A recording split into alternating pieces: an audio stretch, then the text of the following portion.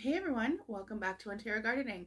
So today we are going to discuss container gardening. So that's anything that is not growing inside of either a raised bed or in the ground. So your felt bags, your big pots, your little pots, whatever you have on hand to grow in containers can be successful. I've seen zucchini even grown in hanging baskets. I grow my strawberries every year in hanging baskets with a couple of pointers.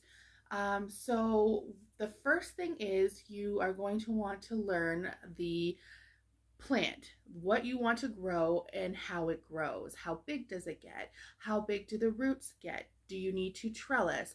Obviously, when you're growing a tomato, it's growing above the soil, but if you were growing a carrot, it would be growing under the soil. So just learning how those plants are growing will determine tip number two, and that is getting the proper container size for what you want to grow. So if it's going to be something like a carrot that's going to get pretty deep, you're going to want a deeper container. If you're going to be getting if you're going to be growing a cucumber who likes to spread and vine, you might want a bigger container so that you can properly vine up those things and trellis those things, like I said. So one and two kind of tie together. It's learning what plants you're growing and how big they get, which is going to determine what size of a container you want to get, because you can grow herbs and stuff inside of little pots and stuff, or little clay pots, or little containers, things that you can get.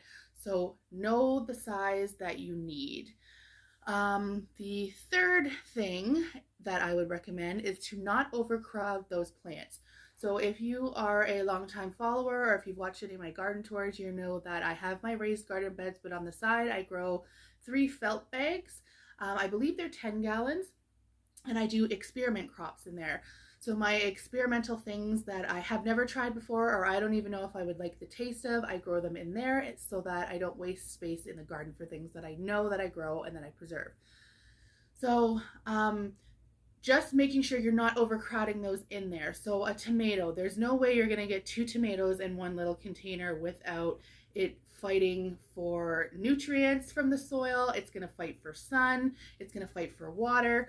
So just making sure you're not overcrowding those plants. And again, that's learning how they grow, what the proper spacing is for each plant. So of course you could grow a bunch of carrots in a container because they only need about an inch or so apart, but your tomato plants need like a couple feet, so there's no way you would get that in a smaller container. So making sure you're not overcrowding those plants. Another tip is keeping an eye on your soil, and this is huge, and this can be the make or break of your container gardening, because you want to make sure that that soil is getting proper watering. So is it too dry or is it too wet? Those are kind of, you're looking for that in between, that damp soil. So if it's too dry, of course, you're going to want to water more. A tip would be to mulch at the root of your plant, at the base of your plant, to help kind of keep that water and that moisture in between waterings. That's if it's too dry. If it is too moist, so if you're seeing that it is puddling water at the top, it doesn't seem to be draining out, then you probably don't have proper drainage. And that is the other tip into watering your container garden, is making sure it has proper drainage. So before you even put any soil or any plants in that container, flip it over, make sure there's enough holes on the bottom, and if there isn't, drill them in, slice them in, whatever you have to do to make sure that that water is able to properly drain out of the container. Otherwise, you're looking at water that's going to pool in there, and it's possible to get root rot, floating plants. Your seeds might not germinate if you're growing from seeds properly. So just making sure that you have proper drainage in those things along with your proper watering.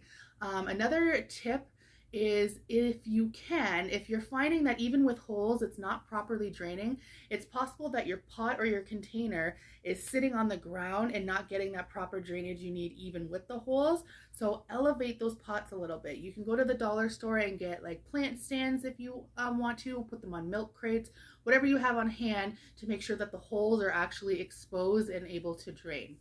So that's making sure proper watering, proper drainage. 3 more tips. The first one, feeding your soil.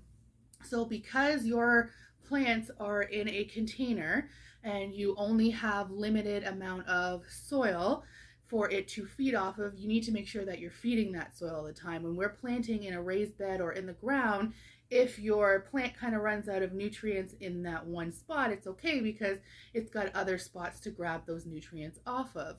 So if you are in a container, it only has that soil that you've given it. So you need to make sure that there's enough nutrients and stuff in that soil. So you're fertilizing, you're composting, however that looks for you and however you like to feed your soil.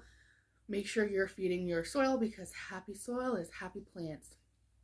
Pick a material that lasts is my second to last point.